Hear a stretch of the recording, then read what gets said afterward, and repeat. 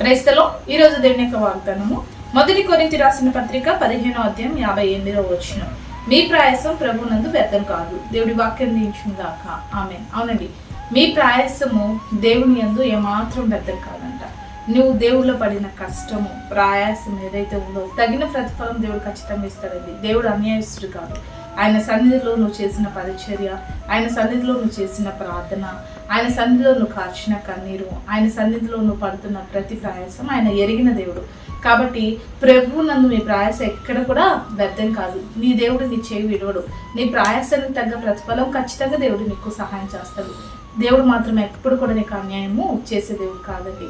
ఇప్పుడు నీకు కలుగుతున్న కష్టము, నష్టము, వేదన, బాధ, దుఃఖము, కలవరం ఏదైతే ఉందో, మరి నేను దేవుని సన్నిధిలో ఉన్నాను కదా, ఆత్మీయంగా ఎంతో బలపడుతూ ఉన్నాను కదా, ఆత్మీయంగా ఎంతగానో దేవుని సన్నిధిలో నేను వాడబడుతున్నాను కదా, నాకెందుకు ఈ బలహీనత, నాకెందుకు ఈ శోధన అని నువ్వేమాత్రం కృంగిపోవద్దు.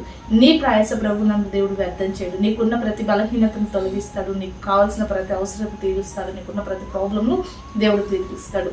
ప్రతి అవసరత కూడా దేవుడు తీరుస్తాడు. కాబట్టి అధైర్యపడక, నీ ప్రయాస ప్రభు నందు వ్యర్థం కాకుండా నీ ప్రయాసం తగ్గ ప్రతిఫలం దేవుడు నీకు ఇస్తాడని నమ్మి దేవుడు చేత గొప్ప కార్యాలు పొందుకో. రీతిగా దేవుడు నీకు సహాయం చేయడం గాక.